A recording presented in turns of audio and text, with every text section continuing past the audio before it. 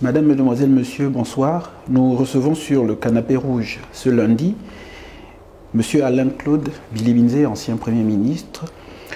Monsieur Alain-Claude Biliminzé, bonsoir. Bonsoir. Comme il est de coutume sur notre émission, la première question que je vais vous poser est celle de savoir comment vous vous portez. Je me porte bien, physiquement tout va bien, moralement ça va, mentalement aussi, intellectuellement je me porte bien. J'ai aussi une vie familiale épanouie, j'ai une vie amicale et associative tout aussi épanouie, donc tout va bien. Ça va.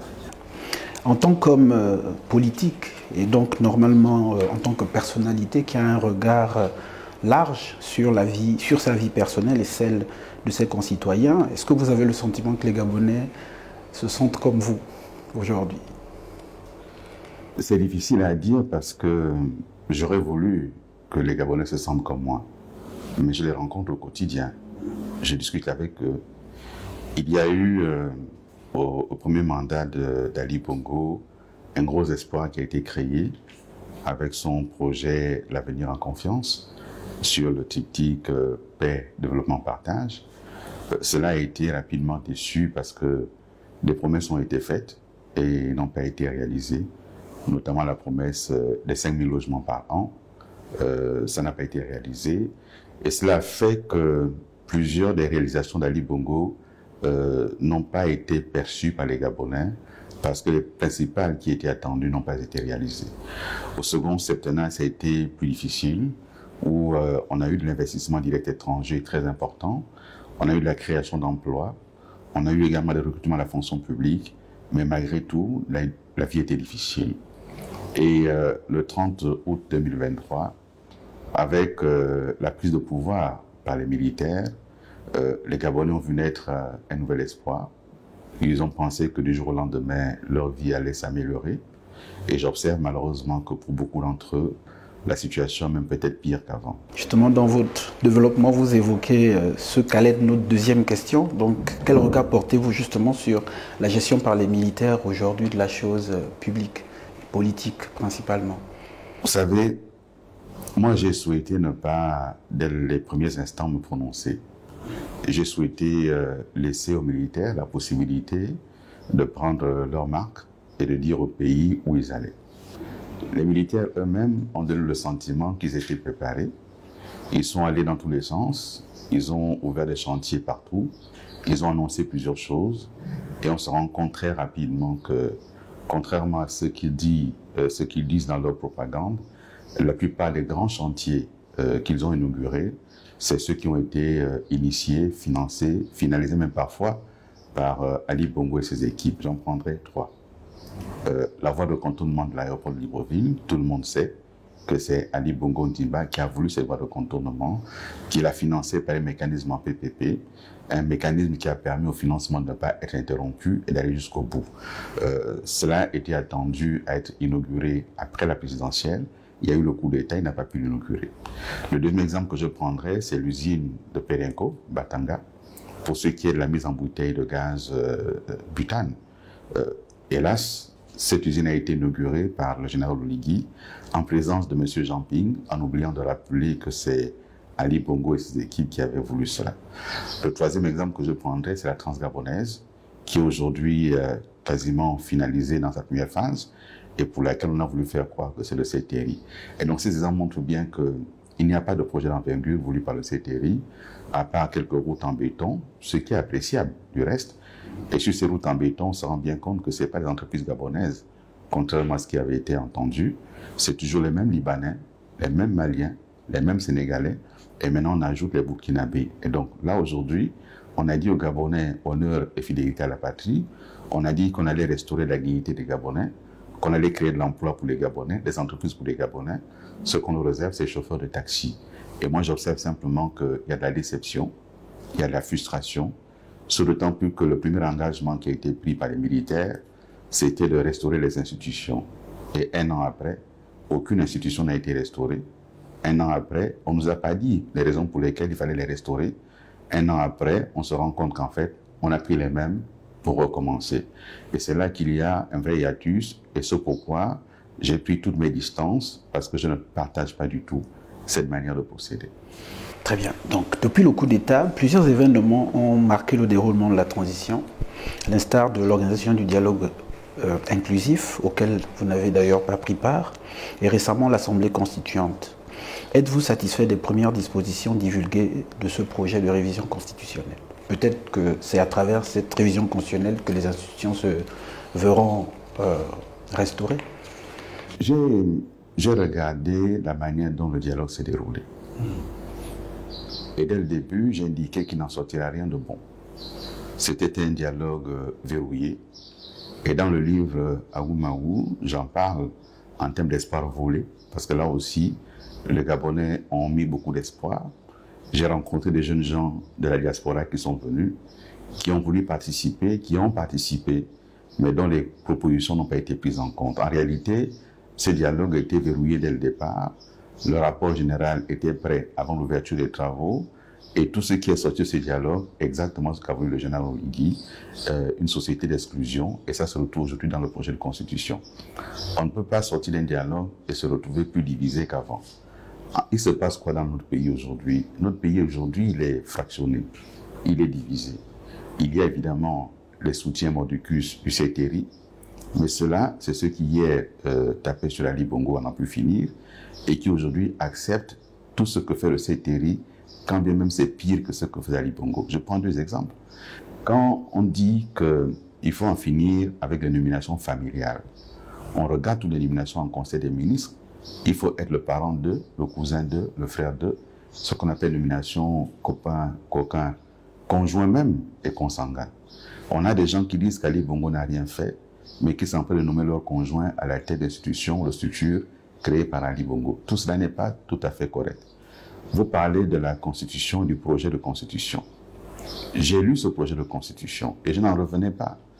Le préambule de ce projet de Constitution remet en cause totalement les acquis démocratiques de notre pays depuis 1990. Tout se passe comme si le Gabon est né le 30 août 2023. Mais il y a un Gabon qui a combattu Omar Bongo. Il y a un Gabon qui, en 1990, a fait le point à la conférence nationale de la gestion de l'État pendant 30 ans, de 60 à 90. Ce Gabon-là existe, ces acteurs existent, et ils ont continué à travailler. Moi, j'ai travaillé avec eux dans l'opposition, je suis ensuite rentré dans la majorité, et je sais la part que chacun a pu prendre pour tenter de consolider la démocratie dans notre pays. Et ce qui se passe aujourd'hui, c'est que ce projet de constitution, s'il était adopté tel quel, c'est la fin du multipartisme. C'est la fin de la démocratie, parce qu'on vous dit dedans qu'il faut que les partis soient en 4 blocs idéologiques. Ça s'est vu dans quel pays? Même la Corée du Nord ne peut pas le faire. On ne peut pas dire ça aux gens. La liberté d'expression, la liberté de penser, la liberté d'association, ça fait partie des grands droits reconnus à chaque être humain par tous les textes internationaux. Et donc, on ne peut pas valider ce projet. Le pire de ce projet, c'est qu'il sape les fondements de la nation gabonaise. Les pères fondateurs ont posé pour principe que toutes les personnes domiciliées au Gabon au 17 août 1960 deviennent Gabonais comme nationalité d'origine. On ne peut pas, 60 ans après, remettre ça en cause et dire Léon a eu tort, Ngodjo a eu tort, Obama a eu tort, que tous ceux qui étaient là au départ ont eu tort, les Souzat, etc. Et dire par la suite que Omar Bongo a eu tort. On juge Léon après sa mort. On estime que Léon a mal fait d'épouser une centrafricaine. Et donc, les enfants de Léon seraient aujourd'hui illégitimes pour être candidats à la présidentielle. On juge Omar Bongo après sa mort. On dit qu'il a eu tort d'épouser une Congolaise. Et donc, les enfants d'Omar Bongo seraient aujourd'hui illégitimes. Mais si on regarde tous ceux qui ont dirigé ce pays et qui ont eu une épouse étrangère, de Casimir Oyemba, en passant par, mais presque tous d'ailleurs qui ont dirigé le pays, ont eu une femme étrangère, Omar Bongo, et bien d'autres. On ne peut pas bâtir un pays dans l'exclusion. Moi, je vous dis, je vais me battre de toutes mes forces pour faire échouer cette tentative de destruction de la société gabonaise. Parce qu'il ne s'agit pas d'autre chose. Dans toutes nos familles, dans nos environnements aujourd'hui, on trouve des enfants de père ou de mère qui viennent de l'étranger. On ne peut pas exclure la diaspora. On ne peut pas avoir sollicité la diaspora pour saluer le coup d'État et aussitôt fait, on exclut la diaspora. On ne peut pas dire que les Gabonais aujourd'hui qui travaillent pour le pays dans le cadre de cette transition vont être exclus. Ce n'est pas acceptable. Et donc on se battra pour faire échouer cela. Très bien. Alors, vous avez récemment publié un ouvrage intitulé « Aoumaou, oser l'espérance pour un autre Gabon ». Qu'est-ce qui vous a motivé à écrire ce livre? Ce qui a motivé à écrire ce livre, et d'ailleurs je le dis dans le livre, c'est une forme d'exaspération d'entendre cette espèce de vulgate qui a été entretenue par le CTRI et son chef, et de dire que pendant 14 ans, vous n'avez rien fait. C'est d'autant plus surprenant que ces 14 ans-là, beaucoup de ceux qui l'entourent aujourd'hui ont été là, avec nous pendant 14 ans. Même si Ali Bongo n'a pas fait tout ce qu'il a promis, même s'il n'a pas fait ce qui a été attendu de lui, il est exagéré et faux de dire que rien n'a été fait. Nous sommes aujourd'hui dans une entreprise de communication, médias, qui travaille, qui emploie du monde, mais ces médias n'auraient pas existé si 3 choses n'avaient pas été faites par Ali Bongo. La première chose, c'est le code de la communication que moi j'ai fait sous l'impulsion d'Ali Bongo et qui a consacré l'existence d'entreprises de communication, qui permet aujourd'hui d'avoir dans notre pays des entreprises privées de communication qui emploient du monde et qui peuvent contracter avec des grands groupes ou même d'autres PME. C'est la première chose. La seconde chose, il a fallu travailler pour qu'il y ait au Gabon Internet à haut débit. On a mis la fibre optique à haut débit. C'est moi qui ai signé la convention avec GVA qui permet aujourd'hui à chaque foyer de recevoir Internet par fibre optique aérienne. Ce qui a démocratisé l'Internet. La troisième chose qu'il a fallu faire pour que votre entreprise existe, c'est qu'il a fallu créer l'environnement et l'écosystème par des lois qui ont été prises, notamment au-delà du code de la communication, toutes les lois sur l'économie numérique ont été prises. Et donc on ne peut pas dire que rien n'a été fait. Si on prend le domaine routier, où des travaux ont été faits, moi je rappelle aux gens que Njolé Medouman a été fait par Ali Bongo, et lorsque je parle de cela, je me souviens que à l'époque, on disait, cette route ne sera jamais faite parce qu'Anjolo a tué un prêtre. Ça se disait comme ça. Mais c'est Ali Bongo qui a fait Njolé Medouman, c'est lui qui a fait la Lara au vent. Même si au vent, Makoko n'a pas été fait, j'y reviendrai très rapidement. C'est lui qui a fait Omboué Port-Gentil, c'est lui qui a fait Mouila Ndende Chibanga, c'est lui qui a fait Chibanga Mayumba, le pont sur la Bagno. On ne peut pas dire que rien n'a été fait. C'est vrai qu'il n'a pas tout fait, mais il a fait ça. Il a fait la zone d'un coq, il a fait les plantations de Mouila. Aujourd'hui, le Gabon exporte de l'huile de palme vers le Cameroun, ce qui n'avait jamais été le cas avant. On emploie aujourd'hui sur une coque, sur les usines de Mouila, et même au niveau de Awala dans l'estuaire, ou alors sur les viticultures Habitam, ce sont des milliers de Gabonais qui ont trouvé de l'emploi. Ce sont des éléments concrets. J'ai donc voulu, à travers ce livre, dire ce qui a été fait. Évidemment, toute œuvre humaine est imparfaite. Ce livre lui-même n'aborde pas tous les sujets. Il aborde globalement ce qui a été fait, formation professionnelle, recrutement dans la fonction publique, création d'entreprises, investissement direct étranger, mais j'aborde aussi mon propre bilan. Mon bilan de ministre, tous les départements par lesquels je suis passé, j'ai indiqué ce que j'ai fait à la communication, à la culture, économie numérique, sport, j'en oublie peut-être, énergie, affaires étrangères, et bien sûr en tant que Premier ministre. Je voudrais dire, permettez que je m'arrête un instant sur cette question. Il y a des gens aujourd'hui qui veulent faire de Vili Binze le bouc émissaire du système Bongo PDG. Je ne serai pas le bouc émissaire. Je ne serai pas la victime expiatoire. Je ne serai pas l'agneau sacrificiel. Le système Bongo PDG, il a 56 ans. En 56 ans, il a eu des premiers ministres, dont Omar Bongo lui-même, qui cumulait président et chef du gouvernement. Il a eu Léon Mebiam et on fait toute la suite. Je suis celui qui a mis le moins de temps à la fonction, 7 mois. En 7 mois, j'ai trouvé un budget en cours d'exécution. Et en 7 mois, je n'ai pas pu présenter un budget puisqu'il y a eu un coup d'État. Comment est-ce qu'on pense que je vais porter sur moi le bilan des 56 ans du pouvoir Bongo PDG? Quand aujourd'hui, autour d'Oligui, on retrouve des gens qui ont été et avec Omar Bongo, et avec Ali Bongo, et qui sont à ses côtés. Je refuse cela. Je veux qu'on fasse mon bilan, c'est ce que j'ai fait dans ce livre, et qu'on parle de ce que j'ai fait. J'attends qu'on me dise, mais vous avez dit ceci, ce n'est pas vrai. Et moi, je dis, le CTRI, on ne peut pas mentir aux Gabonais. Lorsque le CTRI dit avoir construit des châteaux d'eau en moins d'1 an, il ment aux Gabonais parce que ces châteaux d'eau-là ont été faits sous Vili Binze. Lorsqu'ils disent qu'ils ont, en moins d'1 an, fait 417 km de route bitumée, je demande à voir dans quelle partie du territoire ces routes existent. C'est du mensonge. Lorsqu'ils disent qu'ils ont fait 600 km de route, je demande à voir où sont les 600 km de route. Il ne faut pas donner comme ça un chiffre, parce que personne n'aurait à vérifier. Il faut dire, on a bitumé 400 km de route à tel endroit. Comme ça, on peut aller voir. Et vous êtes journaliste, allez vérifier. Moi, je dis que ça n'existe pas.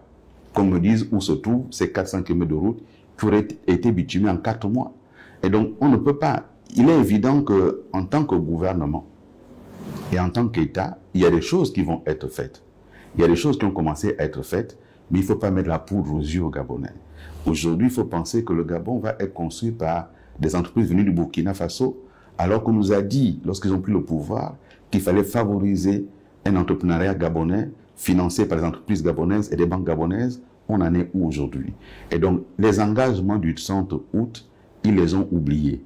Les engagements du 4 septembre, ils les ont oubliés. Et moi, avec mes camarades qui avons mis en place la plateforme Ensemble pour le Gabon, on est là pour rappeler au CTRI ces engagements. Vous avez dit au terme de la transition, vous rendrez le pouvoir aux civils, il faut rendre le pouvoir aux civils. Ne vous accrochez pas. Parce que si vous le faites, vous mettez le pays en danger. Nous ne l'accepterons pas. Très bien, poursuivons et restons sur votre ouvrage, dans lequel, d'ailleurs, vous évoquez entre autres votre bilan, comme vous l'avez dit, l'organisation de l'État, en pointant notamment l'omniprésence du cabinet présidentiel que vous qualifiez de saboteur de la République. Concrètement, et sans langue de bois, quels étaient vos rapports avec le cabinet présidentiel lorsque vous étiez Premier ministre? Le cabinet présidentiel, et au-delà du cabinet présidentiel, il y a toujours eu, autour du président Ali Bongo, il est vivant heureusement parce qu'on ne me dira pas de dire les choses dans son dos. Certains, dès le départ, ont pensé me situer en adversaire, à l'intérieur même du système, où j'étais présenté comme un adversaire potentiel et j'ai été combattu pour cela. J'ai été combattu vertement pour cela. Ensuite, le système a voulu que tout remonte au président, ce qui somme toute est normal. Mais lorsque ça remonte au président, ce n'est pas pour empêcher le gouvernement d'agir. Les éléments que je vous ai cités là auraient pu être inaugurés sous nos gouvernements. Lorsqu'on prend le domaine de la santé et que le président du CTRI va inaugurer le nouvel hôpital à Ovendo, l'hôpital sur les maladies infectieuses, qu'on a baptisé Professeur Gaouma. Mais c'est sous le gouvernement Osouka que Patrick Obiang, ministre de la Santé, a commencé les travaux de cet hôpital. Ça s'est poursuivi avec moi. Et en juillet 2023, le président Ali Bongo est allé visiter cet hôpital. Tout le monde a vu. Si je prends les hôpitaux financés dans le cadre du programme PIS par l'FD, que ce soit l'hôpital de Minzik, l'hôpital au Vent, l'hôpital de Mvadi, l'hôpital de Fougamou, l'hôpital de Ndéné, l'hôpital de Medouna, Fougamou aussi. De Fougamou également. Si je prends même l'hôpital de Menkambo, tout ceci a été fait sous Ali Bongo. Et lorsqu'on inaugure aujourd'hui, on nous dit, voilà, c'est le CTRI. Si je prends les commandes de matériel militaire, on ne commande pas de matériel militaire en 3 mois ou en 4 mois. Ce sont des commandes qui ont été passées sous Ali Bongo. J'ai été Premier ministre. Simplement, les fournisseurs de matériel ne voulaient pas livrer ce matériel dans la période électorale. Cela a été livré par la suite et on fait croire aux gens que c'est le CTRI qui a commandé ça. Je prends le matériel pompier. C'est sous Michael Moussa que ça a commencé. Madame Goubili a poursuivi et là, c'est la poudre aux yeux. Et donc, les saboteurs de la République, c'est ceux qui, au quotidien, ont empêché le gouvernement et les autres institutions d'agir. C'est ceux qui, quotidiennement, ont parasité l'action du chef de l'État. Parce qu'une fois que le président a donné des instructions à son gouvernement et que derrière son propre cabinet venait saboter cela, parce qu'on voulait placer ici une entreprise créée par un copain, on voulait placer là l'entreprise de son frère, c'est tout ça qui a saboté l'État. Ça a saboté le fonctionnement. Saboter également, c'est le fait de ne pas reconnaître aux institutions leur autorité, leur pouvoir. Quand un directeur de cabinet peut venir s'asseoir au niveau de l'Assemblée nationale pour assister à la déclaration de politique générale du Premier ministre, c'était le cas sous Mme Osouka, je trouve que ça ne se fait pas. Et donc tous ces éléments-là ont montré que le président Ali Bongo, dont la gouvernance a bien montré que c'est quelqu'un qui déléguait. Ce qui, somme toute, n'est pas une mauvaise chose. Mais lorsqu'on délègue, il faut que derrière, il y ait des mécanismes de contrôle, d'alerte et de sanction. Or là, je le dis, le président a tellement délégué qu'il a même délégué jusqu'à sa propre sécurité. Et on voit ce que ça a donné. Celui sur qui il comptait pour sa sécurité l'a déposé. Et moi, j'estime que il faut en tirer les leçons. Et l'une des leçons à tirer, c'est effectivement de revoir notre système institutionnel et de mettre une frontière étanche, ce que j'appelle un cordon sanitaire, entre le cabinet du président et les institutions. Et ce n'est pas en proposant dans la Constitution que le pouvoir soit détenu par un seul homme, le président, qui est donc président de tout. Il préside les forces de défense et de sécurité, il préside le Conseil de la magistrature, il préside l'État, il est au-dessus des institutions, il peut dissoudre l'Assemblée, mais imaginez ce que ça va donner comme pouvoir à ses collaborateurs, ce n'est pas acceptable. Donc voilà. Ok. Dans Aoumaou, Oser l'espérance pour un autre Gabon, vous indiquez que la prise de pouvoir par les militaires est toujours signe d'un échec et d'un dérèglement profond de la vie démocratique qui l'a précédé. Est-ce un aveu d'échec pour vous qui avez été Premier ministre d'Ali Bongo Ondimba? C'est un échec global de la classe politique. Ça veut dire que ce que nous avons fait n'a pas été suffisant pour amener l'apaisement dans le pays. Ça veut dire que l'alternance bloquée a été un problème. Et lorsque l'alternance est bloquée, ça se termine par un coup d'État, que ce soit un coup d'État militaire ou une insurrection. Et donc, la classe politique, les institutions doivent favoriser l'expression libre des populations et tenir compte du résultat des suffrages. Je le dis modestement. Après, on va me dire, ouais, mais vous avez été là, vous avez soutenu. Mais une fois que les institutions ont dit que c'est Ali Bongo qui a gagné, mon rôle à moi était effectivement de défendre la victoire d'Ali Bongo. Je l'ai fait. On me reproche, par exemple, d'avoir dit en 2016 qu'il y a eu 8 morts. Mais les 8 morts que j'ai indiqués en 2016, c'est les 8 morts que la police, les services de l'État m'ont indiqués. Et depuis lors, je n'ai pas un élément contraire. J'ai des éléments contraires par l'opposition. Et j'observe, là aussi c'est un élément important, j'observe que ceux qui demandaient hier la vérité sur les morts de 2016 se sont tus, maintenant qu'ils sont en responsabilité. Alors qu'aujourd'hui, ils ont la possibilité d'engager des enquêtes par la justice, puisque le ministre de la Justice vient de l'opposition. Ils peuvent mener des enquêtes parlementaires, puisque Mme Missambo, présidente du Sénat, elle vient de l'opposition, elle était de la coalition Jean Ping. Ils nous ont dit qu'il y a des charniers à la démocratie. Qui garde la démocratie? C'est la GR. Mais c'est la GR qui est aujourd'hui au pouvoir. Allez vérifier s'il y a eu des charniers. S'il y en a eu, il y a un problème. Et je le dis encore une fois, le jour où il y aura la démonstration qu'il y a eu des charniers, je retirerai ma loyauté à Ali Bongo, je demanderai pardon aux Gabonaises, aux Gabonais d'avoir péché par ignorance. Mais moi je dis, je ne suis pas au courant de ça. On m'a dit, en tant que porte-parole, il y a eu 8 morts. Le chiffre de 8 morts a été communiqué à la CPI. Je rappelle que la CPI est venue au Gabon, à la fois à la demande du gouvernement gabonais, mais aussi à la demande de l'opposition. Le procureur de la CPI a envoyé au Gabon une mission pour regarder, et la mission est repartie en disant il n'y a pas eu au Gabon de faits constitutifs de crimes contre l'humanité, et donc la CPI ne peut pas être saisie. C'est pas moi qui le dis, c'est le bureau du procureur de la CPI qui le dit. Donc, puisque les gens insistent, je dis faisons la commission vérité, justice et réconciliation pour qu'on sache ce qui s'est passé, qui a ordonné quoi, qui a exécuté quoi. Pourquoi cette demande, lorsque je la fais aujourd'hui, on préfère m'insulter au lieu de pouvoir répondre à cette demande? Si on estime qu'il n'y a plus rien à dire, il n'y a plus rien à faire, et que les victimes pour lesquelles on se battait hier, ça n'a servi qu'à favoriser leur accès au pouvoir, bah, qu'on le dise clairement, mais qu'on arrête de penser que c'est Billy Binze qui aurait organisé l'attaque chez Jean Ping. Je n'ai pas été aux responsabilités politiques directes à la tête des forces de défense et de sécurité pour avoir ordonné cela. Ceux qui l'auraient ordonné sont encore vivants, bah, qu'on fasse la commission. Très bien. Depuis les événements du 30 août, votre formation politique vit, semble-t-il, une période d'incertitude, notamment dans sa gestion. Après avoir été nommé vice-président, vous avez d'ailleurs décidé de vous mettre en retrait en demeurant simple militant, et récemment, vous avez lancé votre mouvement avec d'autres compatriotes, la plateforme Ensemble pour le Gabon. Quelle est aujourd'hui la position d'Alain-Claude Billy-Binze vis-à-vis du parti, mais surtout, comment envisagez-vous votre avenir au sein du PDG? Les questions politiques doivent être des questions claires. Ce ne sont pas des questions d'émotion, des questions de sentiments, ce sont des questions politiques. J'en profite pour répondre à quelques autres préoccupations. J'ai parfois entendu dire que j'aurais trahi l'opposition. Je rappelle que je n'ai adhéré qu'à un seul parti d'opposition, le RNB de Mbabesso. Le RNB de Mbabesol, ensuite, est devenu RPG et est entré dans la majorité.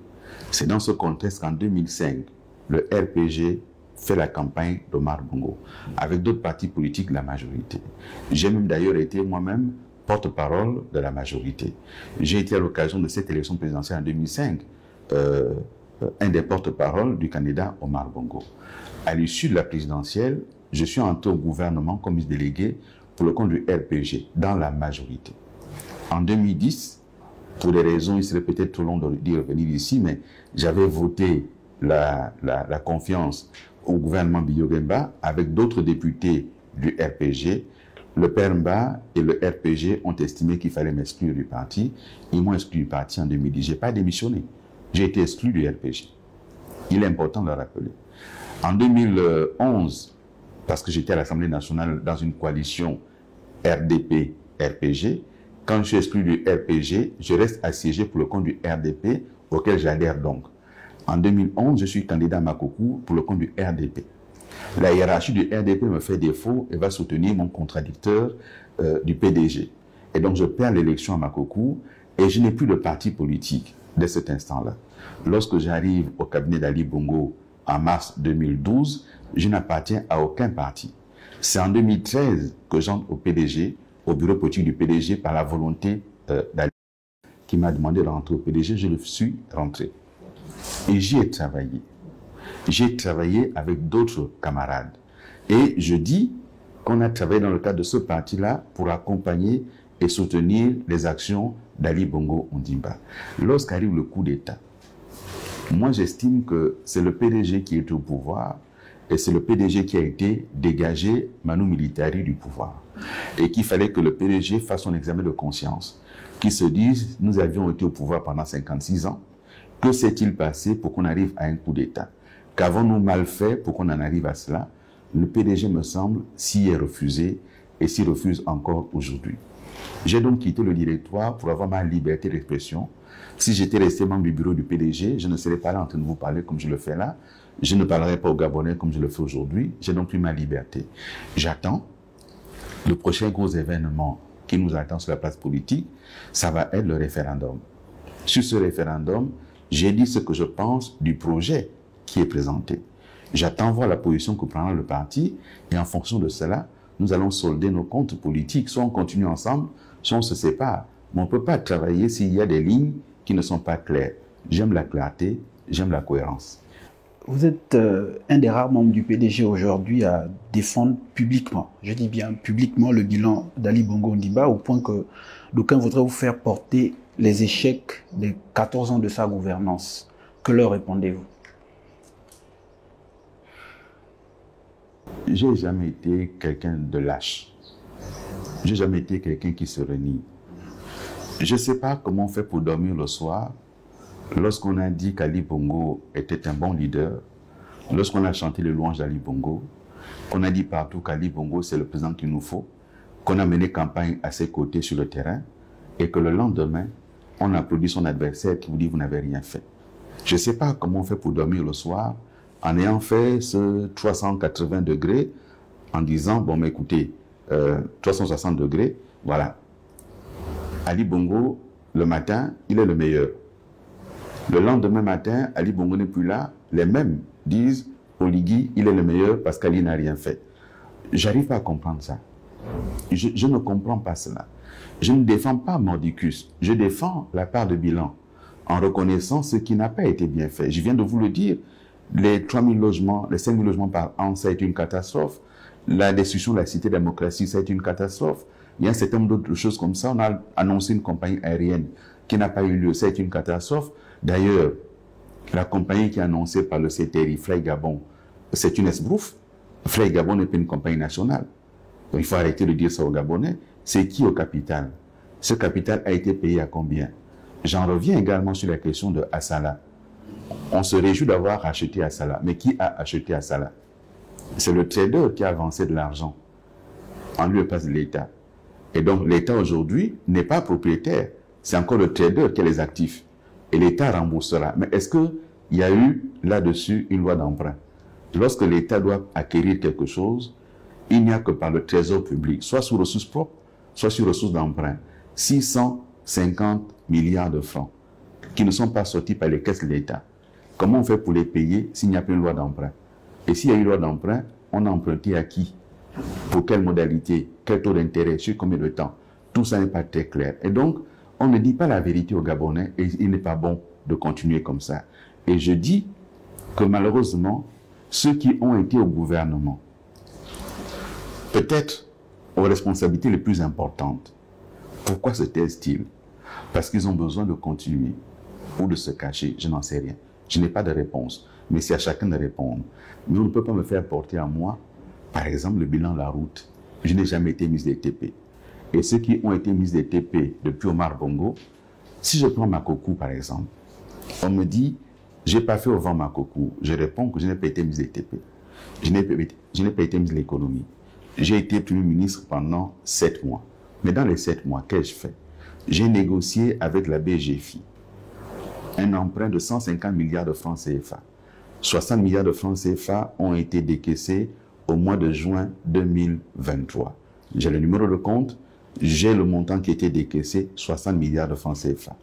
Lorsqu'on a négocié cet emprunt, qui a pris des mois et des mois avant d'être validé, la BGFI a exigé que nous mettions un courrier pour indiquer les tronçons qui seraient concernés parce qu'ils voulaient éviter que cet argent serve à autre chose. On a mis là-dedans le tronçon au vent Makokou. On a mis l'achèvement d'Omboué-Port-Gentil sur les 12 km entre Ferrassol et Mbega. On a mis l'achèvement de Ndende-Chibanga sur la zone où il restait une trentaine de kilomètres. On a mis l'achèvement de Chibanga-Mayumba sur 6 km qui restaient. On a mis Mwanda-Bakumba. Nous avons même mis la connexion nord au niveau de la voie de contournement, la connexion sud, l'échangeur qui a été réalisé. Donc tout ceci a été mis dans cet emprunt. Je demande qu'on vienne me contredire là-dessus. Parce que c'est moi qui ai signé cet emprunt-là avec la BGFI, avec Mme Robouti, ministre de l'économie, avec Mme Edith Ekiri, ministre du budget. C'est nous qui avons négocié ça avec M. Toussaint Kouma, ministre des TP. Donc voilà les éléments. Au vent Makokou a été programmé dans ce financement et au mois de juillet 2023, je l'ai annoncé à Makokou.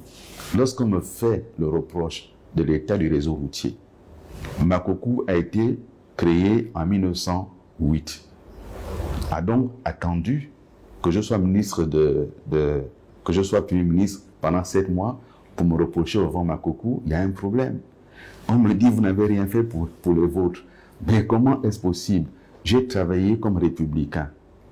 Lorsque j'ai été ministre de l'énergie, pour la première fois, dans ma ville de Makokou, le quartier qu'on appelle Loa-Loa, c'est un des tout premiers quartiers de la commune de Makokou, qui n'avait jamais eu ni eau ni courant. C'est sous moi qu'il y a eu l'eau et le courant à Loa-Loa. C'est sous moi qu'il y a eu l'eau et le courant à Nzanayon, l'eau à Ekoon. C'est sous moi. Le canton Tanloui, en Tsenkele, j'ai mis l'eau et le courant. J'ai mis l'eau. Et j'ai offert des kits solaires à chaque village du canton Tanloui. Donc, en Tsenkele, adduction d'eau. À Mbès, adduction d'eau. À Tibelon, adduction d'eau. Mais je ne l'ai pas fait seulement pour ma province. Je l'ai fait dans d'autres provinces en tant que ministre. J'étais dans le Volontem, dans la Nyanga, dans la Ngounié. Donc, il y a un problème. Je veux que mes contradicteurs parlent de mon bilan de ministre là où je suis passé. Les affaires de Billy Bize est arrogant, Billy Bize est méprisant, Billy Bize a fait ci, Billy Bize a fait ça.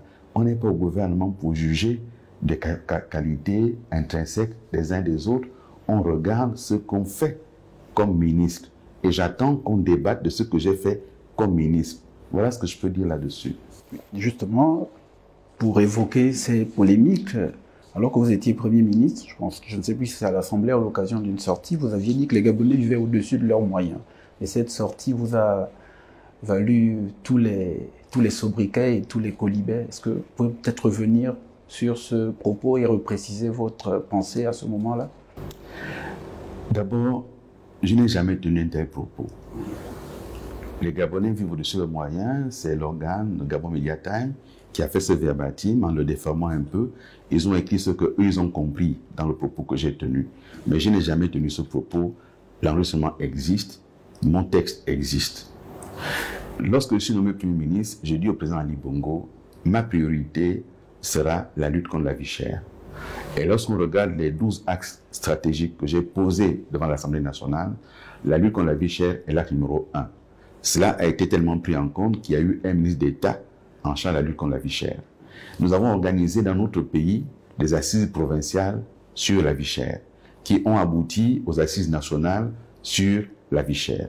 Nous avons travaillé une nouvelle circulaire des prix avec M. Lucien Abouna, qui était à l'époque directeur général de la consommation, avec d'autres compatriotes qui occupaient plusieurs fonctions pour une nouvelle mercuriale. On a maintenu les subventions pour la farine de blé, les subventions sur le carburant, la gratuité des transports, la gratuité des soins de santé. On a maintenu tout cela.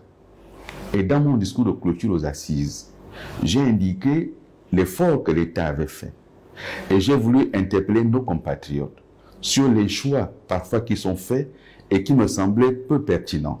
Et l'exemple que j'ai pris, j'ai dit, mais lorsqu'on gagne 300 000 francs CFA par mois et qu'on achète un téléphone portable qui coûte 1,5 million, cela n'est pas possible, ce n'est pas pertinent comme choix.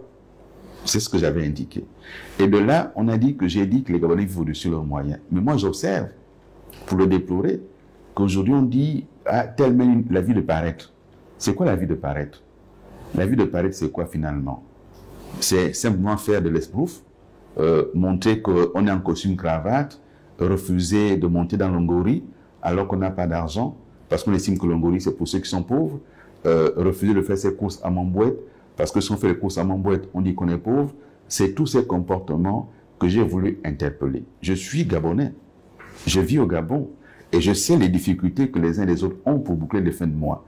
Je serai le dernier à dire une telle chose. Ma pensée a été mal interprétée, mal comprise. Vous savez, lorsque j'ai été ministre de l'Énergie, je reçois un jour, pardonnez-moi de raconter cela.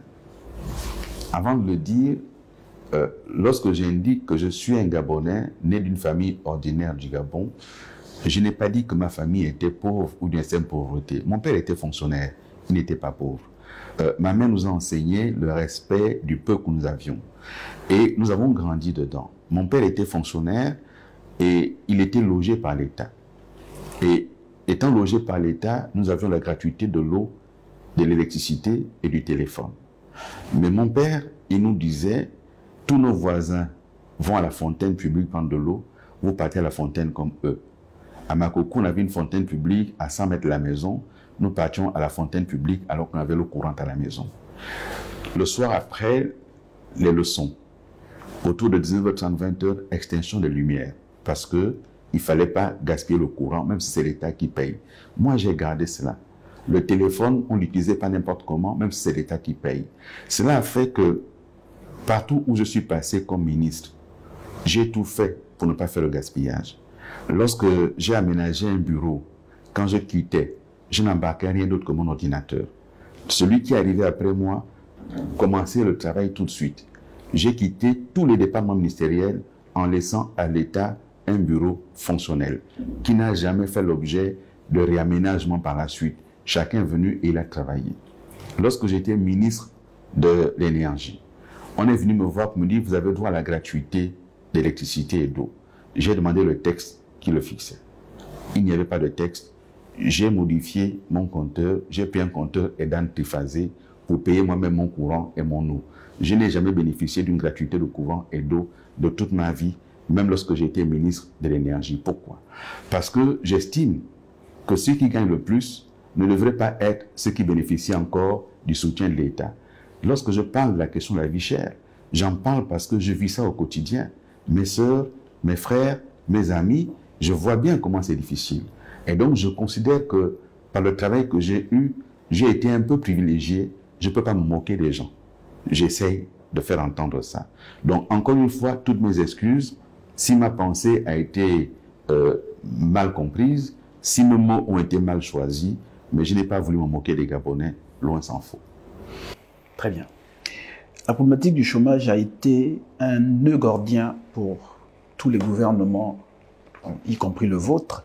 Alors, quel regard portez-vous sur cette question qui semble insoluble, malgré la volonté affichée par les autorités militaires qui ont tout de suite plongé sur l'attribution de postes budgétaires, par exemple, pour certaines catégories de fonctionnaires? Oui, mais on atteint là les limites du populisme et de la démagogie.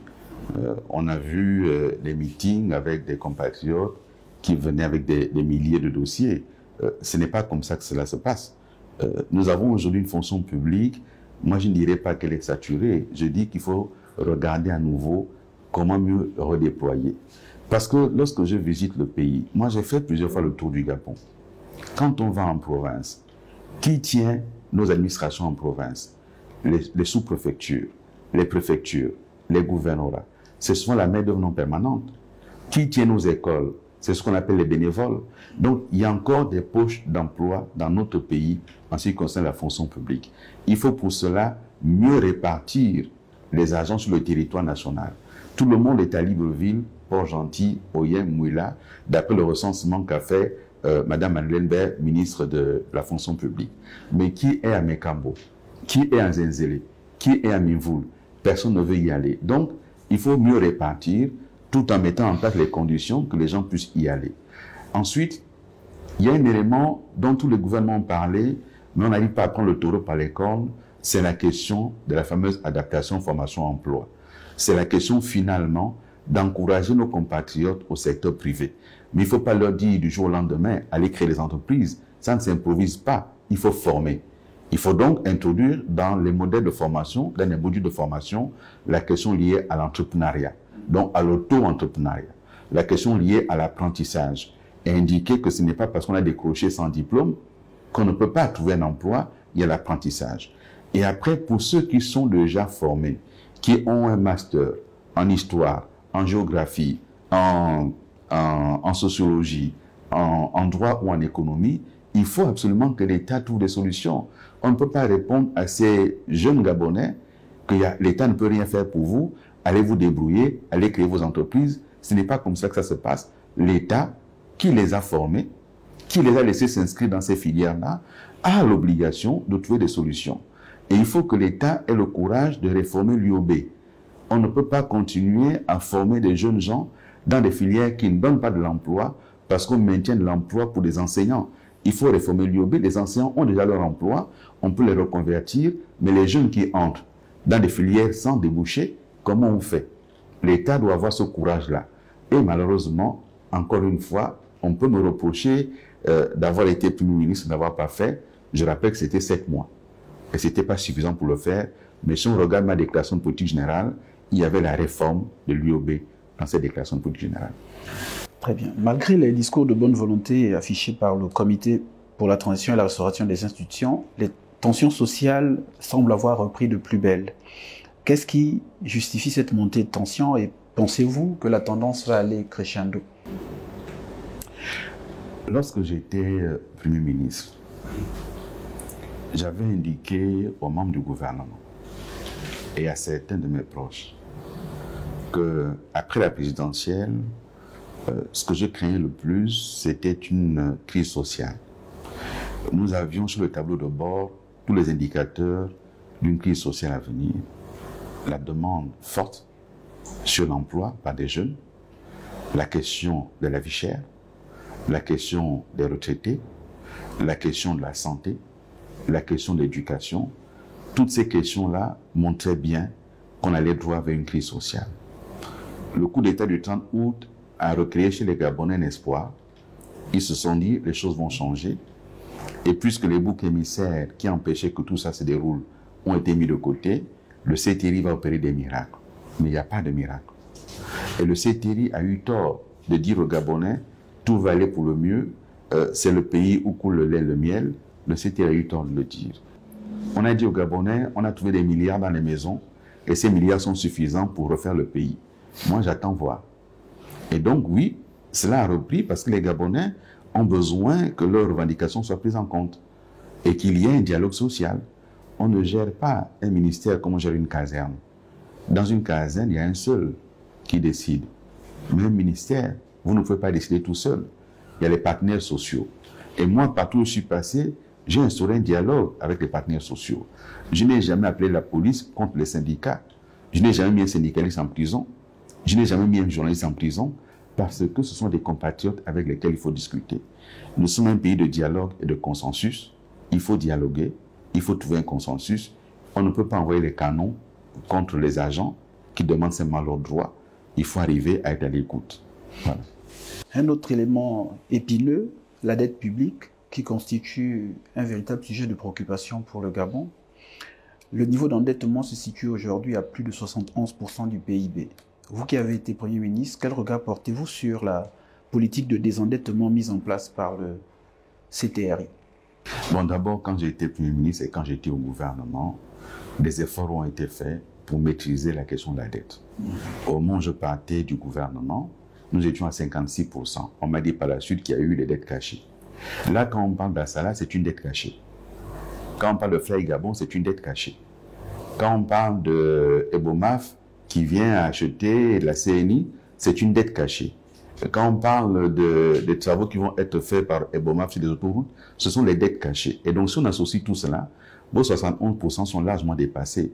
On va tutoyer les 80% l'année prochaine, si on intègre ces éléments dont je viens de parler. Et je trouve qu'il faut d'abord la sincérité. La sincérité, c'est quels sont les vrais chiffres. C'est pour cela que lorsque je dis qu'il faut une commission vérité, justice et réconciliation, je parle également de la gestion de l'État.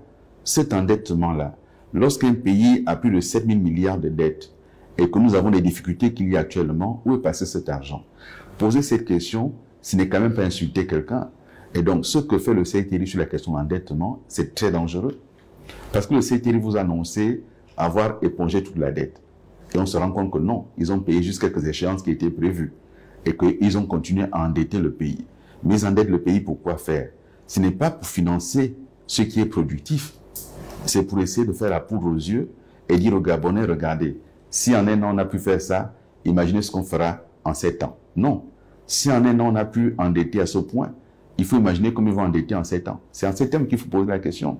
Or, tel que c'est parti, cet endettement n'est pas expliqué. Et là, vous faites bien de me poser la question. Nous avons aujourd'hui à l'Assemblée nationale l'examen de la loi de finances rectificative 2024.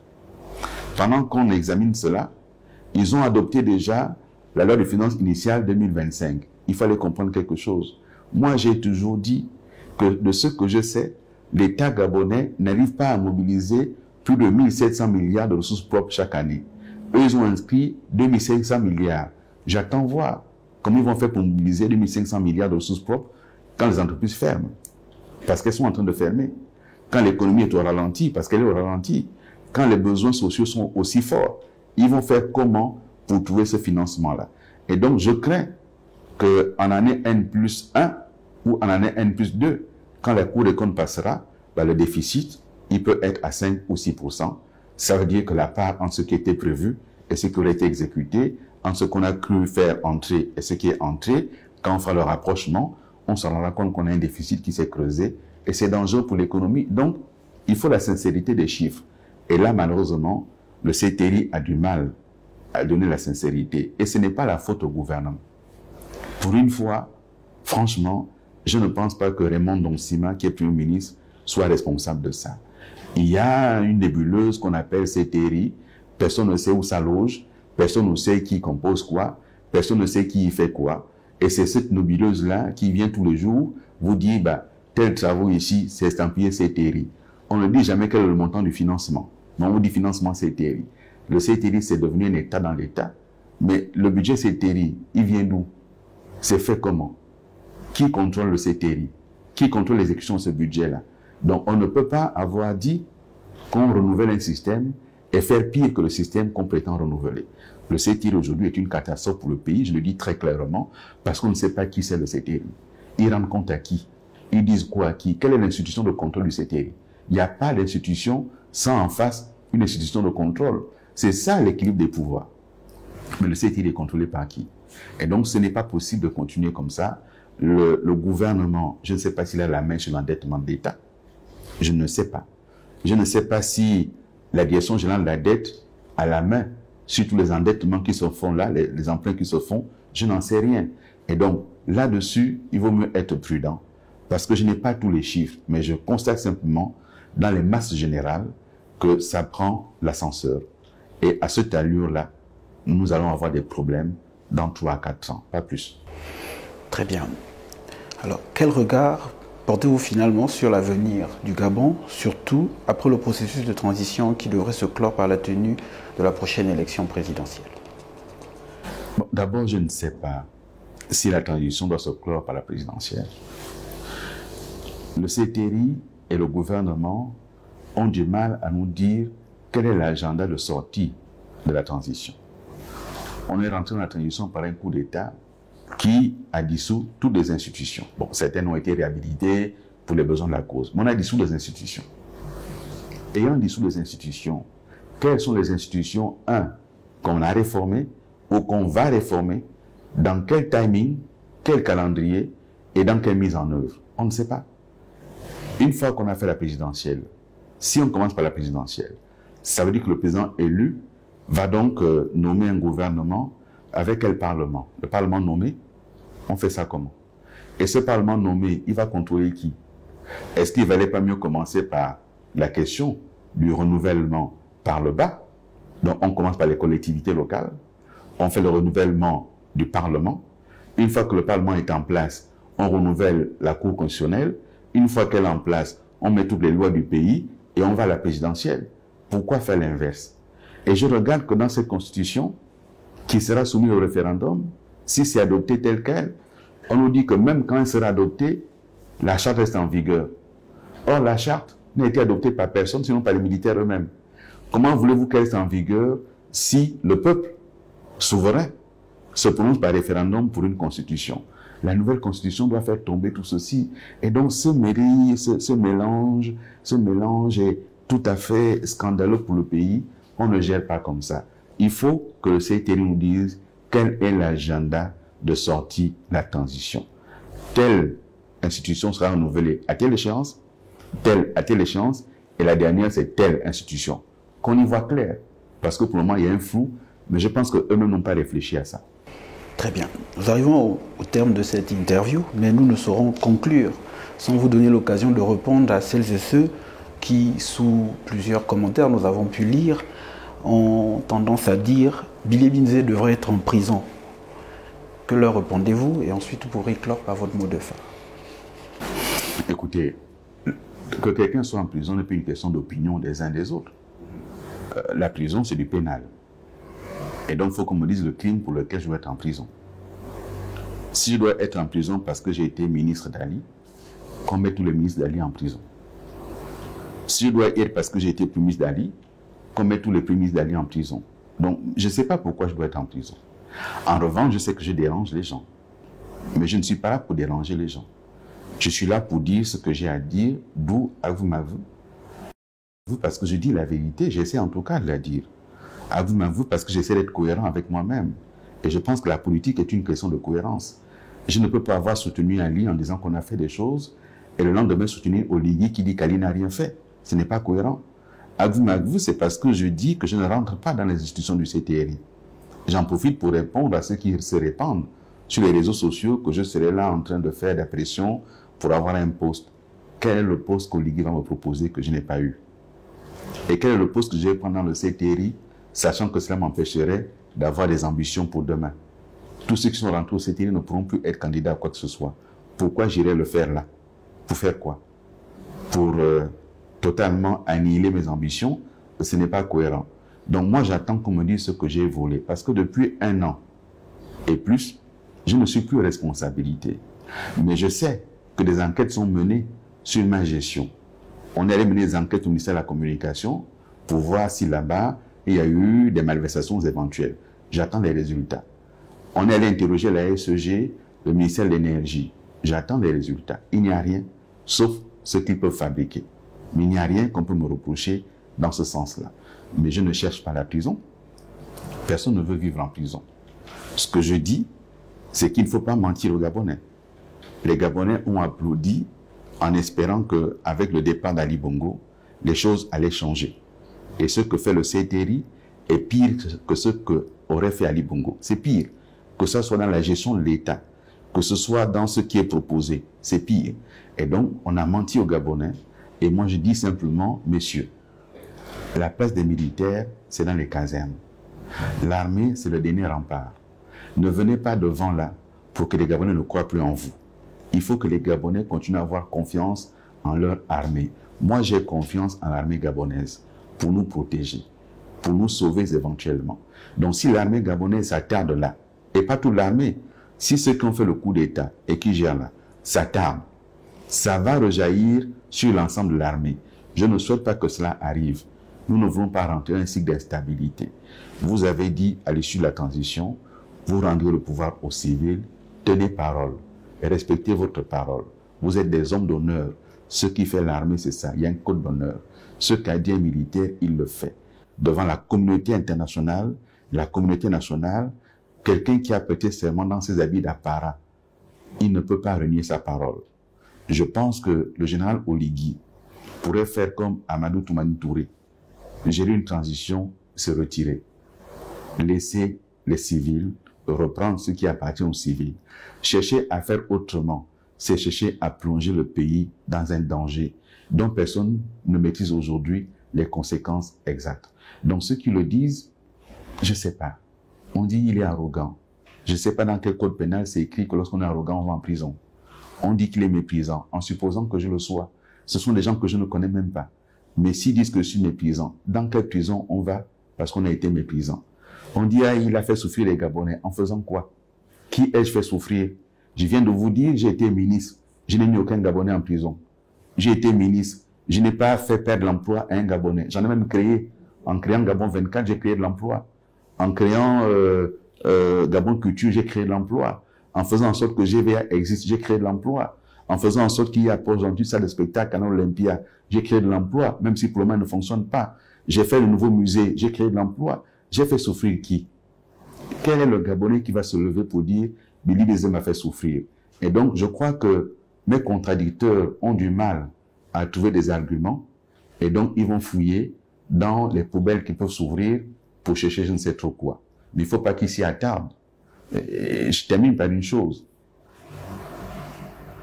Une des fautes morales du CTRI, c'est d'avoir promu à ses côtés des personnes qui étaient reconnues comme des, pardonnez-moi l'expression, injurieux publics sur la toile. Tous ceux qui injuriaient Ali Bongo comme ce n'était pas permis, on les a promus aux fonctions de l'État. C'est une faute morale. Parce qu'un État est une continuité historique. Celui qui a mal agi sur un État, vous ne pouvez pas le récompenser. Si vous le faites, vous ouvrez la boîte de Pandore. Et donc aujourd'hui au Gabon, il faut insulter quelqu'un pour être promu. C'est une faute morale. Et moi je dis simplement, ceux qui gagnent leur pain en m'insultant, c'est tant mieux s'ils peuvent nourrir leur famille avec ça. Mais moi ce que je fais, je n'ai jamais insulté personne. Je dis les choses comme elles sont. Quand je dis, monsieur, vous avez dit que vous rendez le pouvoir aux civils, je n'invente pas, ils l'ont dit. Quand je dis qu'ils n'ont pas fait de château d'eau, je ne l'invente pas, j'apporte la preuve que c'est moi qui ai fait les châteaux d'eau. Et donc ce que je dis, je peux le prouver. J'attends qu'on m'apporte une contradiction sur ce que j'ai dit et non pas sur la couleur de ma peau ou sur ma manière de marcher. Voilà.